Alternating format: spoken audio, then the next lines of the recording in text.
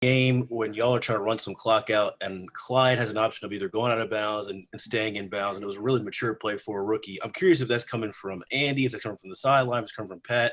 What does that look like? It's coming from the culture that Coach Reed has set in place, and you can throw Coach Eric Bieniemy in that as well. Just harping on specific situations throughout the game that could happen, and we practice these all the time. Coach Bieniemy goes over them every single week, and just executing the plays like we have practiced. And Clyde did a great job of that. Let's go next to Todd Levo. Go ahead, Todd.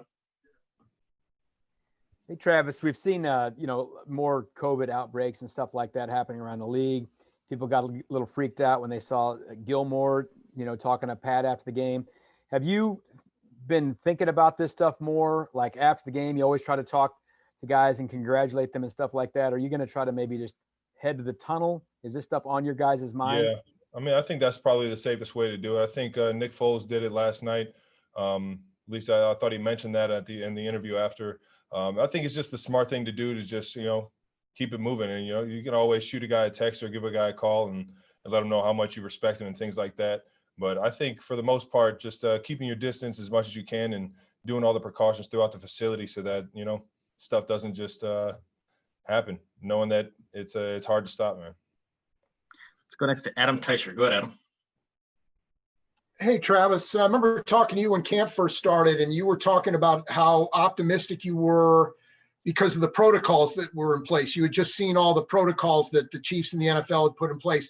Are you still as confident as you were back then about where this is headed, number one? And number two, it's your job, I know, to play no matter when the game is, to be ready to go and play a good game. But is that so easy to do when games are moving around on you and you don't know when kickoff is going to be? Yeah.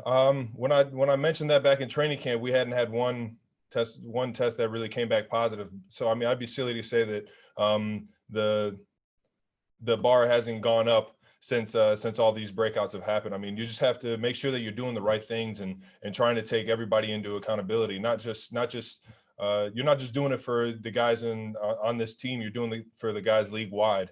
And it's unfortunate what's been going on, but hopefully everybody realizes again how serious this matter is and how fast this bug can spread, and dealing with the week in, week out, not really knowing when to play if a guy does test positive, knowing that our Thursday game next week just got pushed.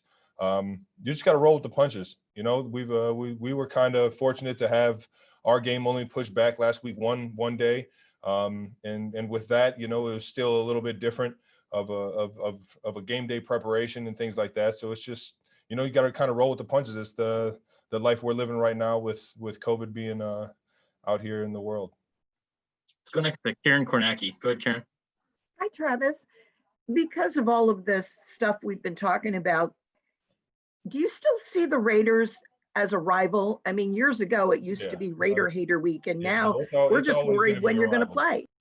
Yeah, the Raiders are always going to be a rival. We know the history. We know the rivalry that was built upon, the Chiefs and Raiders ever since, football was started. So I think that it just amps up every single year, knowing that they got players, they got great coaches over there, and they've had some success this year.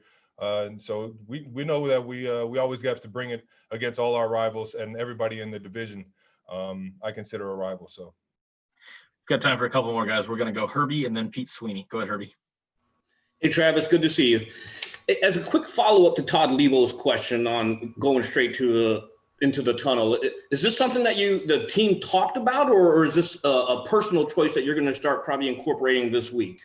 It's just a personal choice. Okay. Let's go next to Pete Sweeney. Go ahead, Pete. Trav, we've seen in the NFL between kickers and quarterbacks and pass rushers, there's kind of this fraternity. And I was wondering if that sort of exists between the athletic tight ends, maybe like you and Kittle from the Super Bowl.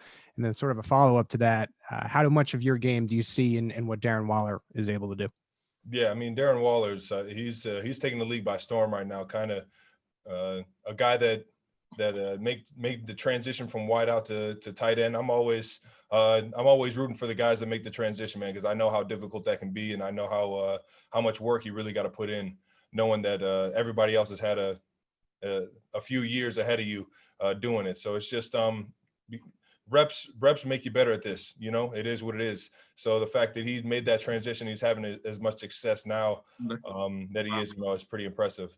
But as a fraternity, I'm always rooting for the tight ends, man. I saw my guy Jimmy Graham get a one-handed catch last night. I got all fired up. And then the Green Bay, the new guy coming on the scene out there in Green Bay that I know is Kittle's boy. He's out there putting his footprint in the sand. So it's cool to see everybody kind of rally around the tight end group, knowing how important this is to football.